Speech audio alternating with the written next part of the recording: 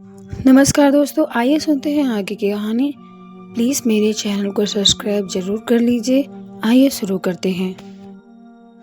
त्रिशा और सायरा दोनों अपनी सुहाग रात वाले दिन एक दूसरे की बाहों में सो जाते हैं और ऐसे ही सुबह हो जाती है। दोनों ही इतने थके हुए होते हैं कि उनकी आंखें नहीं खुलती है। तभी उन्हें दरवाजे की नॉक करने की आवाज़ सुनाई देती है। दरवाजे पे सायरा के पिताजी कहते हैं, सायरा, त्रिशा, भाई हमारे नई बहू के हाथ से चाय पीने को मिलेगी या नहीं? ऐसे ही ऑफिस चला जाऊं? तभी त्रिशा की आंखें खुलती है। वह झटपट उठ अपना ड्रेस पहनती है और फिर कहती है, बस पिताजी 10 मिनट, मैं अभी आती हूँ। त्रिशा वॉशरूम में फ्रेश होने चली जाती है। थोड़ी देर बाद नहा धोकर अच्छे से फ्रेश होकर बाहर निकलती है। तभी त्रिशा की नज़र सायरा के ऊपर पड़ती है। सायरा की नज़रें त्रिशा को ही देखे जा रही थी।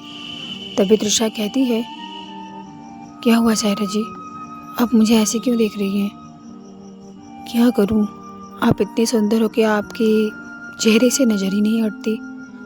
अच्छा, मैं जान सकती हूँ कि ये झूठी तारीफ किस लिए? क्या कह रही हो? मैं झूठी तारीफ कर रही हूँ? ये कहते कहते सायरा त्रिशा के नज़दीक आ जाती है और उसे अपने गोद में उठा लेती है और कहती है, मैं तुम्हारी झूठी तारीफ कर रही थी?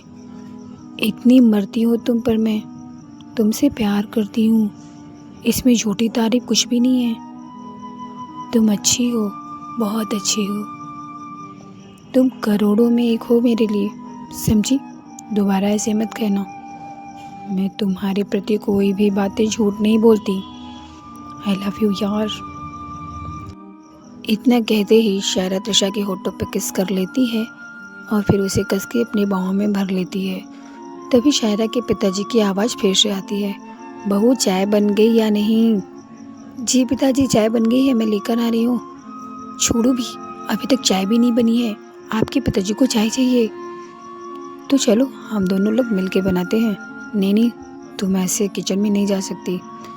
आज मेरा पहला रसोई है, अकेले ही बनाऊंगी, ठीक है? आप अच्छे से फ्रेश होकर बाहर आ जाइए। त्रिशा किचन में जाती है और एक अच्छी सी नाश्ता और चाय बनाती है। वैसे घर में तो कोई था नहीं, बस सायरा के पिताजी और सायरा का एक छोटा भाई था। त्रिशा उन दोनों के लिए नाश्ता लेकर जाती है। दोनों ही नाश्ता खाकर खुश हो जाते हैं।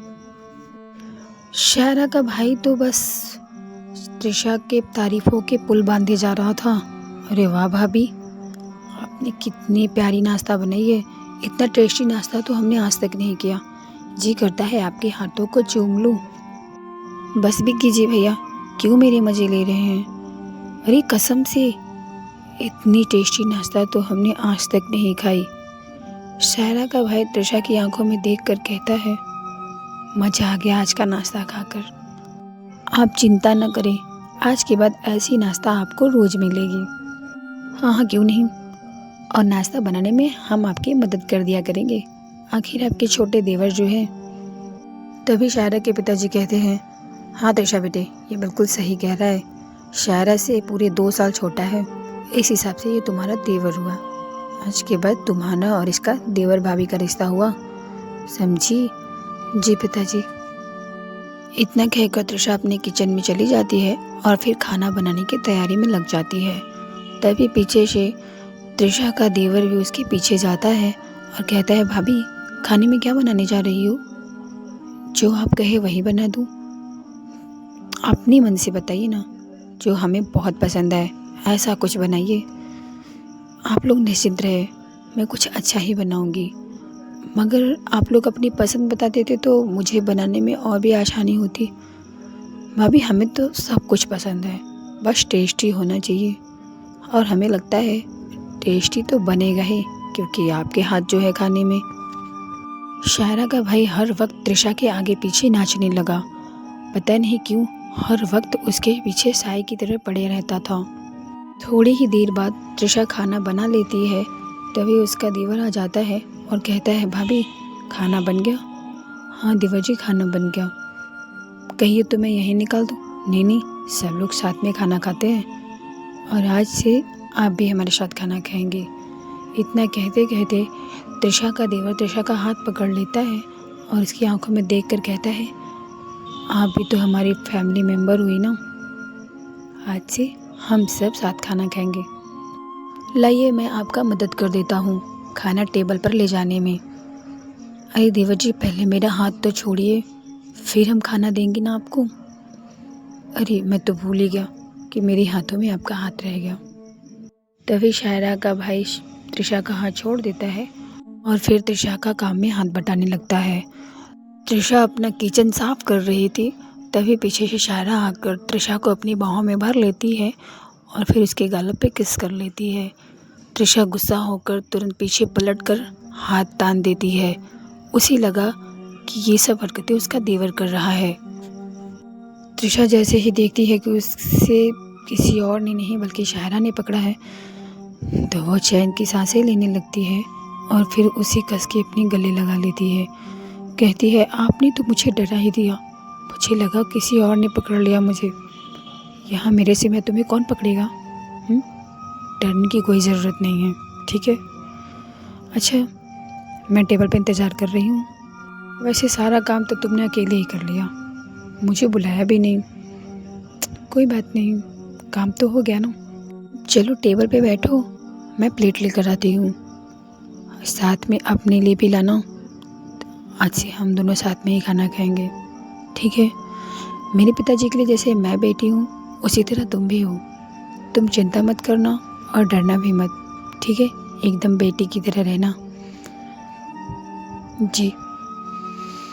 शायरा इतना कहकर टेबल पे चली जाती है और फिर त्रिशा थोड़ी देर बाद प्लेट लेकर पहुंचती है। त्रिशा का देवर कहता है, भाभी सबसे पहले मुझे खाना चाहिए क्योंकि आपके हाथ का मैं पहली बार खाऊंगा। शायरा तो न जाने कितनी बार आपके हाथों का खाना खा चुकी है। शायरा का भाई कुछ अलग ही अंदाज से ये बातें कह रहा था। त्रिशा को कुछ कुछ शायरा के भाई पे शक हो रहा था कि वह उसे गंदी नज़र से देखता है। जैसे ही अपनी देवर के पास प्लेट रखने जाती है, उसका देवर प्लेट थाम लेता है और उसी की बहाने त्रिशा का हाथ भी पकड़ लेता है और हौले हौले उसका हाथ सहलाने लगता है। ये सब हरकतें देखकर त्रिशा का शक यकीन में बदल जाता है कि त्रिशा का देवर उसे गंदी नज़र से ही देख रहा था। अब भी उसकी आंखें त्रिशा के ऊपर ही टिकी थी और वह एक अजीब सी मुस्कान उसकी आंखों में थी। अब त्रिशा को थोड़ा थोड़ा डर लगने लगा था। त्रिशा चुपचाप सबको खाना सर्व करती है और फिर शायरा के बगल में जाकर बैठ जाती है। सभी लोग साथ में खाना खाते हैं। खाना खाकर सभी चले जाते हैं अपने अपने कमरे में, पर त्रिशा का देवर वहीं बैठा रह जाता है। बचे हुए खाने को त्रिशा किचन में लेकर जाती है। पीछे से उसका देवर भी जूठा प्लेट लेकर अंदर लेकर जाता है। उस प्लेट को धोने के लिए वह बेसिन में रख देता है और फिर त्रिशा की तरफ देखने लगता है। त्रिशा ये सब देखकर घबरा जाती है। कहती है, क्या हुआ, आपको कुछ चाहिए? नहीं, मुझे कुछ चाहिए तो नहीं, बस एक मन में सवाल था, आप कहिए तो पूछे। जी पूछिए। अच्छा, आपको दीदी खुश तो रखवाती है ना, शायरा दीदी? हाँ, मैं खुश हूँ, मैं बहुत खुश हूँ। इतना कहते कहते त्रिशा का देवर त्रिशा के एकदम पास आ जाता है और उसकी कानों के पास कहता है, क्या क्या करती है वो आपके साथ? ये आप कैसी बातें कर रहे हैं? त्रिशा का देवर और भी नज़दीक आ जाता है और उसे अपनी बाहों में जकड़ लेता है। प्लीज़ भाभी, डरिए मत, देवर भाभी के रिश्ते में तो इतना चलता ही है। शायरा का भाई त्रिशा को अपनी बाहों में इतना कस के जकड़ता है कि त्रिशा खुद को छुड़ा नहीं पाती और उसका देवर कहता है, प्लीज़ भाभी बताइए ना, क्या करती है वो तुम्हारे साथ? कैसे खुश होती हो तुम? कहो तो उससे ज़्यादा खुशी मैं दे सकता हूँ आपको। क्या हो गया है आपको? ये कैसी बातें कर रहे हैं आप? छोड़िए मुझे, मैं आपकी भाभी हूँ, आपसे बड़ी भी हूँ। ऐसे बदतमीजी से बात आप नहीं कर सकते मुझसे। इसमें बदतमीजी क्या है? आप चाहो तो मुझे भी खुश रख सकते हो साथ में। अगर आप कहेंगे तो आपका हर बात मानूंगा मैं। आपके लिए मैं शादी भी नहीं करूँगा। बस जैसे बहन को खुश रखती हो वैसे ही मुझे भी खुश कर दिया करिए। मैं बताता हूँ आपको कैसे। रात में बहन के साथ, दिन में मेरे साथ, आपको दोनों टाइम मज़ा आएगा। पर मेरे साथ ज़्यादा मज़ा आएगा। प्लीज़ एक बार करके देखिए ना। इतना कहते ही शायरा का भाई त्रिशा के साथ ज़बरदस्ती करने लगता है और उसे इतना कस के पकड़ता है कि एक दीवार में जाकर वो टकरा जाती है। त्रिशा का देवर उसे अपनी दोनों हाथों से इतना कस के पकड़ता है कि त्रिशा को खुद को छुड़ा ही नहीं पाती और लगे हाथ उसके होठों पे किस करने लगता है। त्रिशा छुड़ाने की बहुत कोशिश कर रही थी पर खुद को छुड़ा ही नहीं पा रही थी। मैंने गुस्से में आकर एक तमाचा खींच के लगाया, जिसके कारण वह झटका खाकर थोड़ा पीछे हट गया और त्रिशा वहाँ से जोर से भागते हुए बाथरूम की तरफ चली गई। त्रिशा बाथरूम के अंदर जाकर दरवाज़ा अंदर से लॉक कर लेती है और छिपकर वहीं पे रोने लग जाती है। पर थोड़ी देर बाद दरवाज़ा अपने आप खुल जाता है और त्रिशा का देवर भी अंदर आ जाता है। त्रिशा का देवर ने वो दरवाज़ा चाबी से खोली थी, क्योंकि हर कमरे की चाबी 2 होती थी। त्रिशा ये बात नहीं जानती थी। त्रिशा शायरा को भाई को देखकर डर जाती है। शायरा के भाई ने अंदर आते ही दरवाज़ा लॉक कर देता है और कहता है, यहाँ से आपकी आवाज़ भी बाहर नहीं जाएंगी। अब मैं आपको पाके ही रहूँगा। आपको पहली नज़र में ही देखकर मैं पागल हो गया था। मैं ये सोचकर हैरान था कि तुम एक लड़की से कैसे प्यार कर सकती हो। तुम्हें तो मुझसे प्यार करना चाहिए था। इतना कहते ही त्रिशा का देवर उसके साथ ज़बरदस्ती करना शुरू कर देता है।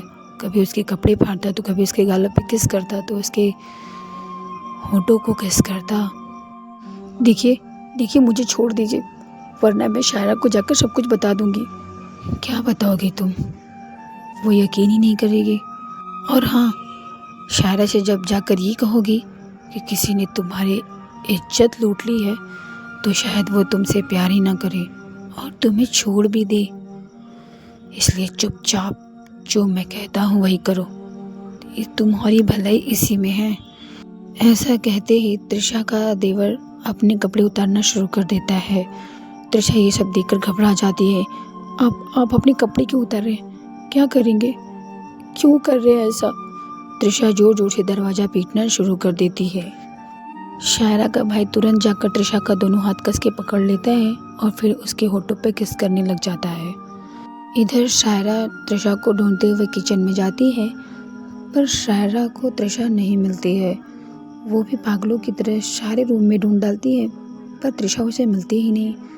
तभी उसे हल्की हल्की किसी के चिल्लाने की आवाज़ सुनाई देती है। उस आवाज़ के पीछे जाती है शायरा, तो उसने देखा कि ये आवाज़ तो बाथरूम से आ रही है। शायरा ने नज़दीक आकर सुना तो ये त्रिशा की आवाज़ थी। त्रिशा रो रो कर चिल्ला रही थी, बचाओ, छोड़ो मुझे। शायरा यह सब सुनकर बौखला जाती है और फिर जोर जोर से दरवाज़ा पीटना शुरू कर देती है।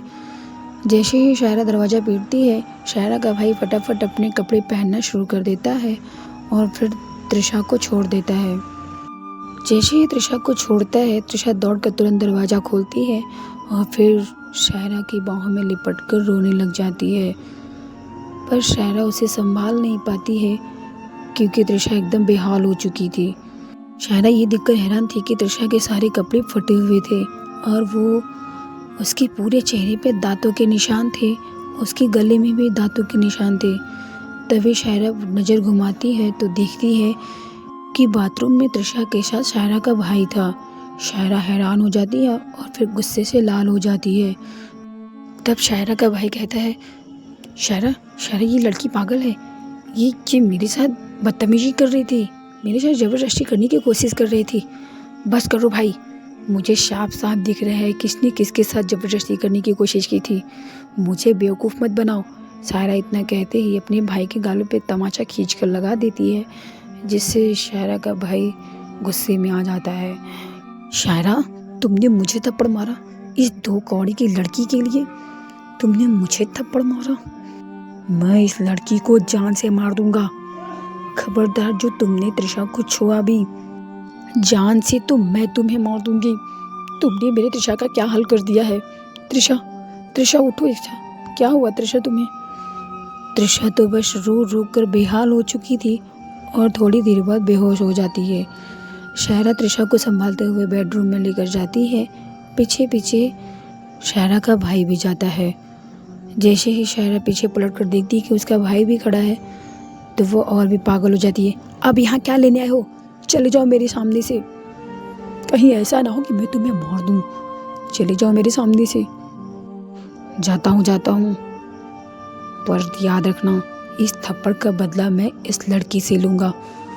छोड़ूंगा ना इसे, और मैं इसकी इज्जत उतार कर रहूँगा। इसकी वजह से तुमने मुझे थप्पड़ मारा है ना। शायरा ये सब सुनकर हैरान हो जाती है। अब उसे अपनी और त्रिशा का चिंता होने लगता है कि उसका भाई ही अब हैवान बन चुका है और किसी से उम्मीद ही क्या करे। अब शायरा त्रिशा को लेकर कहीं और चली जाना चाहती है। शायरा त्रिशा को न दवा लगाती है न कुछ भी लगाती है, उसे अपनी गोद में उठाकर कार में बिठाती है और त्रिशा को वहाँ से लेकर निकल जाती है। आगे की कहानी हम अगले पार्ट में जानेंगे।